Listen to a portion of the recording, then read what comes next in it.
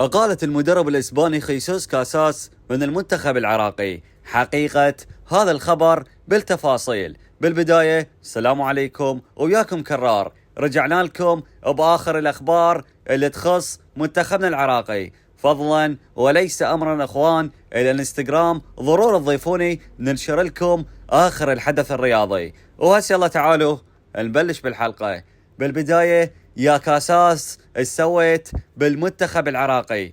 الكل يعرف سبب خسارة المنتخب العراقي مع المنتخب الفلسطيني. هو المدرب الإسباني كاساس يلعب بأسلوب دفاعي، 10 مدافعين بالمرمى. والله العظيم محير يا كاساس. انت لاعب ضد البرازيل، لاعب ضد ألمانيا، لاعب ضد منتخبات عالمية، منتخب فلسطيني منتخب متواضع. الكل يعرف هالشيء، وجميع المنتخبات انتصرت على المنتخب الفلسطيني وصارت ريمونتادا على المنتخب العراقي للتاريخ. نعم عزيزي المشاهد، للتاريخ.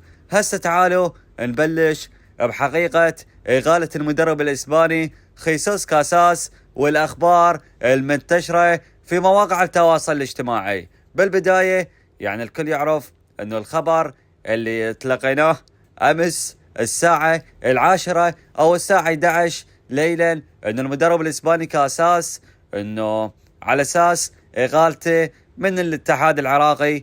يا حبيبي هذا الخبر غير صحيح، والله العظيم منصات وبيجات ومواقع تنشر بهذا الخبر.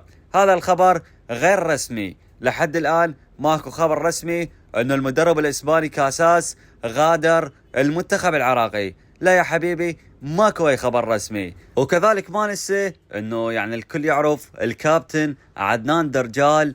يعني هذا الشخص الكابتن عدنان درجال، يعني والله العظيم ايش قد صارت كلام، ايش قد صارت بيناتهم حتى مشاكل، إلا أنه عدنان درجال محتفظ بالمدرب الإسباني كاساس ومبقي مع المنتخب الوطني. والمقصد من الأخير عزيز المشاهد، إلى الآن لا يوجد أي خبر أقالت المدرب الإسباني كاساس. والكل يعرف أن كاساس إذا تم فسخ العقد مالته راح ياخذ 700 مليون. تخيل عزيز المشاهد، 700 مليون، يعني الاتحاد العراقي بالنسبة لهذا المبلغ هائل الكل يعرف. واتوقع الى هنا راح نختم الفيديو مال اليوم. والله العظيم صايمين وبالقوة جاي نتكلم عن هاي الاخبار يا اخوان. مو اي خبر او مو اي شيء تشوفون تصدقون بهذه الاخبار. الى الان لا يوجد شيء رسمي اقالة المدرب الاسباني كاساس. اتمنى ان الفيديو نال اعجابكم، ولا تنسون الاشتراك بالقناة وتسوون لايك، وشكرا على المشاهدة.